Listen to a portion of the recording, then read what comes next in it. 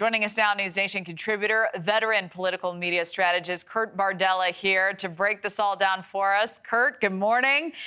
We've Good got some morning. good morning lofty goals from Mamdani. He was on the campaign trail with rent freeze promises, free city buses, universal childcare, city-run grocery stores.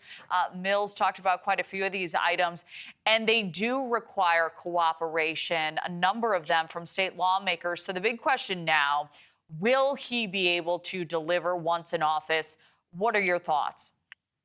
Well, I think one, it's very clear that some of these initiatives are incredibly popular in New York. Hence, the fact that he won and really won in a cakewalk of a race. Not anyone came close to him throughout the entirety of it. So I think people in New York need to understand there is support for these initiatives amongst the constituency. The question now becomes whether it's the city council or the state legislature, if those lawmakers are willing to get in the way of these popular initiatives and be on the opposite side of public opinion, and whether or not Mamdani possesses the political skills to build the coalition and consensus necessary to get actual legislation on this very ambitious agenda. Yeah, and what might some of the ramifications of these moves be? That's another big aspect of all of this. So, New York isn't a voting base that's necessarily reflected across the country. It's unique. His rise, though, it was impressive, and it did take the nation by storm. Many believe his leadership is going to serve as sort of this dry run for some policies Democrats may think are electable when we talk about 2028, a test of messaging, especially for younger voters who largely supported his leadership in this city. What do you believe will be under the microscope the most? Well, I think if you want to try to convince the American electorate that transportation can be better, more efficient, and cheaper, I think the American people would agree with you.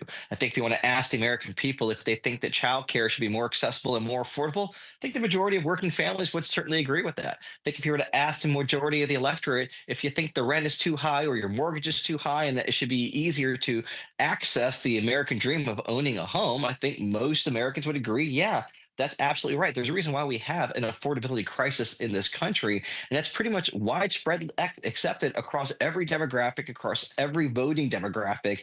And so, how Mandami messages these issues as he tries to pursue this agenda and implement it is going to be really interesting. And where he finds success, absolutely, you'll see national Democrats adopt the same type of tone, rhetoric, tactics, especially as we look at the midterm elections. Right. Well, and I think also, the idea is they sound good, and that is what drew so many people in.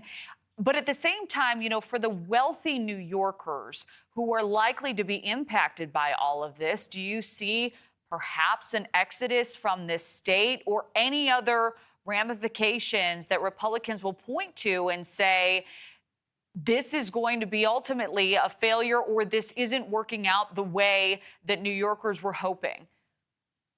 Yeah, I mean, it's interesting because, I live here in Dallas, Texas, and I can tell you that the advent of Y'all Street, hoping that some of that Wall Street money comes over here to Dallas is very prevalent.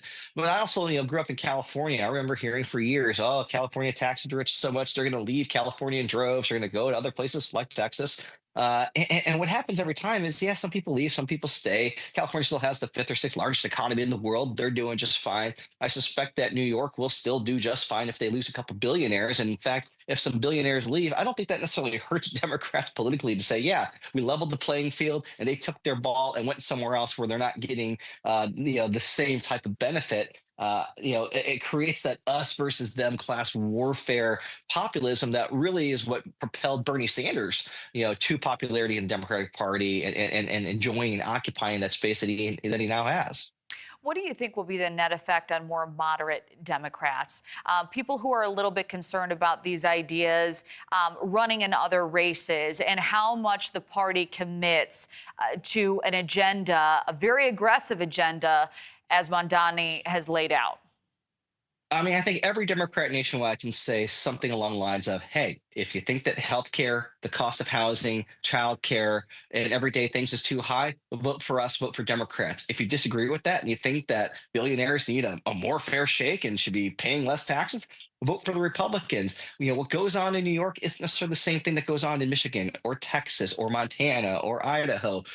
We're a big enough party that we can have a Mamdani on the left, a David Jolly, who's a former Republican running for governor in Florida.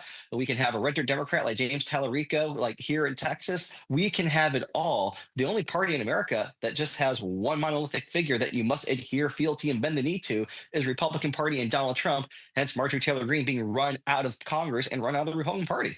Well, there are some pretty big concerns about how some of his policies, some of these plans unfold, but the president's wishing him well. His success would mean great things for the rest of the country. We wish him well as well, and we'll, of course, follow all the moves he is set to make. Kurt Lots to Bardella. talk about. Yeah, oh, it sure will. Thank you, my friend. Good to see you.